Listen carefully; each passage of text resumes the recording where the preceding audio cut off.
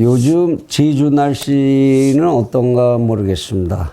중국에서 황사만 안 날라오면 정말로 참 제주 사철 언제나 가도 아름다운 곳이죠. 그곳에서 국민의힘 대통령 후보 토론회가 열렸죠. 그걸 좀 지켜보다가 이거 좀 잔소리 좀 해야 되겠다 싶은 대목이 하나 있어서 이건 좀 간단히 좀 멘트를 좀 해둘까 합니다. 정말 공부 좀 해라. 결국 그 판도 그 아름다운 데 가가지고 결국은 서로 그냥 언성 높이고 서로 트집 잡고 뭐 이러다가 편싸움 하는 판으로 이제 바뀌는 것 같네요.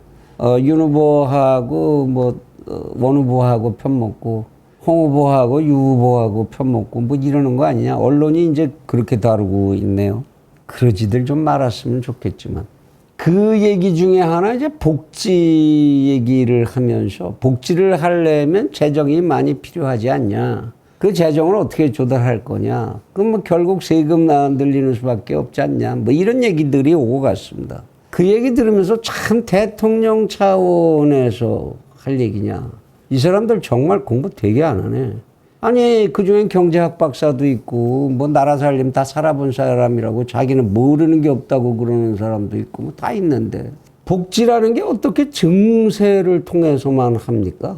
마구 모든 시민들이 생산한 생산물을 정부가 다 걷어갖고 그거 골고루 딱 나눠줘서 복지를 한다는 건 그거야말로 공산주의적 발상이지요.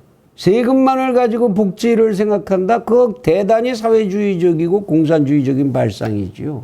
자본주의 경제학에서 웰페어 이코노미 하면서는 복지경제 얘기하면서는 일자리를 창출해서 일자리를 통해서 사회적 소득을 배분하는 이런 방법들에 대한 얘기들이 얼마든지 많이 있습니다. 왜 세금 얘기만 하죠? 대한민국의 경제활동 가능 인구 모두가 적정한 일자리를 얻어서 적정하게 소득을 창출한다면 그것보다 좋은 복지는 없지요. 왜 돈 얘기부터 세금 얘기부터 해야 하죠? 증세를 한다고 하더라도 증세를 하는데도 방법이 많습니다. 국민들을 위축시키지 않고 증세를 하는 방법 얼마든지 많이 있을 수 있어요. 재정학에서 다루고 있는 그런 부분 중에 하나입니다. 우리나라의 지금 현재 근로소득자들 중에서 40%가 넘는 비율이 근로소득세를 한 푼도 내지 않고 있습니다. 이건 국민 개세주의 원칙에 위반하고 국민들의 자존심을 깎는 문제예요. 왜 그들을 전부 나는 나라에 세금도 안 내는 사람이야 이렇게 만들어 놓습니까? 이거 선거 할 때마다 인심 쓰자고 해서 계속적으로 감면 범위를 늘려온 그 결과죠. 국민 개세주의를 회복을 시켜줘야죠. 그래서 국민들의 자존심을 올려주면서 세수를 늘리는 그리고 그걸 가지고 다시 국가가 소득 재분배를 할 수 있는 그런 방안을 얼마든지 만들 수 있습니다. 그거보다 더 중요한 게 있죠. 지하경제를 활성화하는 방안입니다. 지금 대한민국에는 얼마큼 큰 지하경제가 있는지 여기에 대해서 대한민국은 확실한 답을 가지고 있지 않습니다. 물론 국제적으로도 재정학에서 지하경제 규모를 추정하는 것은 아직까지도 난제고 뚜렷한 방법이 나와 있지는 않습니다만 우리나라의 지하경제는 말하자면 세수로 반영되지 않는 재정 수입으로 들어오지 않은 숨어있는 소득들이죠. 요번에 이제 아마 천화동인 뭐 이런 쪽에도 이제 다 지하경제로 숨어 들어간 부분이 엄청 많을 텐데요. 이렇게 저렇게 뭐 돌리고 숨기고 세탁하고 이러면서 빠져나가는 것들 많죠. 이 지하경제를 활성화를 하면 그러면 얼마든지 지금 정상적으로 세금 내고 있는 사람들에게 부담 더 주지 않고 증세, 재정 수입을 늘릴 수가 있습니다. 심지어는 이 지하경제를 충분히 양성화를 시킨다면 지금 내 세금을 정상적으로 내는 사람들의 세율을 오히려 낮춰줄 수도 있죠. 과세 베이스를, 텍스 베이스를 과세할 수 있는 기초 범위를 늘리면서 확장시키면서 재정 수입을 끌어들이면 똑같은 재정 수입을 가져오면 된다면 세율을 낮춰줄 수도 있는 거죠. 왜 세율을 높여야만 합니까? 대한민국의 지하경제는 한때는 50%를 넘어가던 시절이 있었습니다. 90년대 아마 초반까지도 그렇게 연구기관들에서 나온 연구가 많았죠.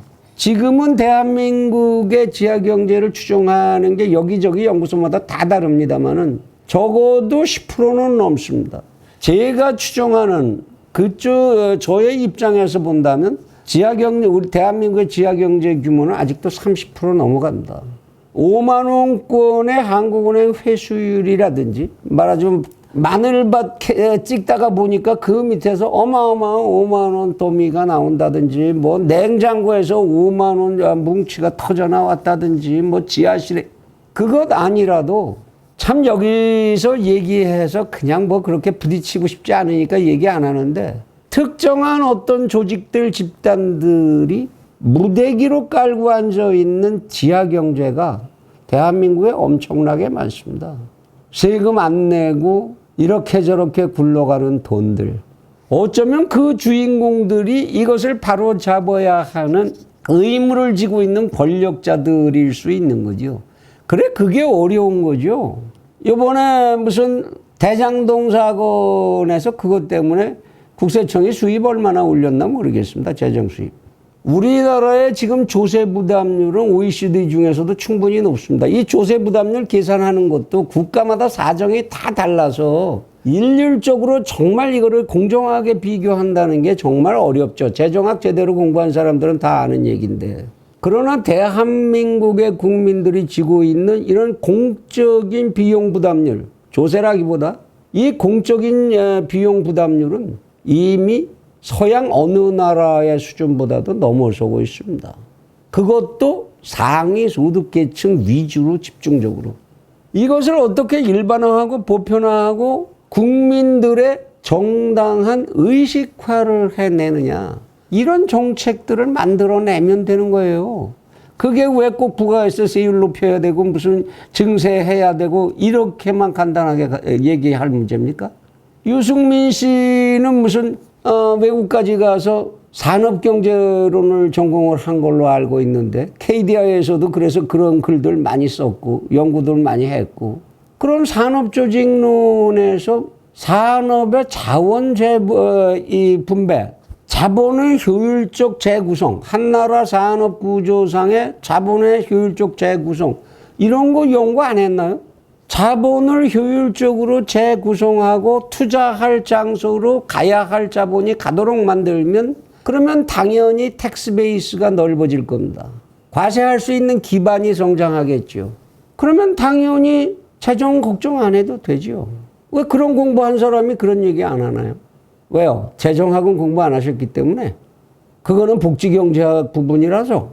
토론이라는 것은 누가 잘나갖고 나만 잘났다라고 주장을 하는 장소에서는 토론이 아니고 서로가 생각하는 최선의 지식과 이야기를 다 내놓고 그것을 서로 교류하면서 서로 성장하고 좀 더 나은 지식체계에 서로 도달하는 그러한 목표를 가지고 있어야 토론입니다.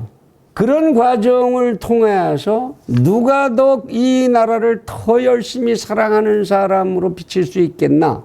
이거를 국민들에게, 유권자들에게 평가받으면 되는 거죠. 그런 토론을 좀 하면 안 되겠습니까? 자기는 경제 잘 알면 경제 얘기해서 이쪽에도 지식 좀 주고, 법치 체계 잘 아는 사람은 그 얘기해서 또 저쪽에 지식 좀 주고, 뭐 이렇게. 그러면서 누가 진정성 있고 누가 더 간절한지, 누가 더 그거를 정말 끝까지 끈질기게 추진하고 완성해낼 사람으로 보이는지 그것으로 유권자들에게 승부할 그런 생각을 좀 하는 그런 토론이 좀 돼주길 바랍니다. 아직 몇 차례가 더 남았으니까 그동안에라도 그런 변화 좀 보고 싶네요. 부탁합니다.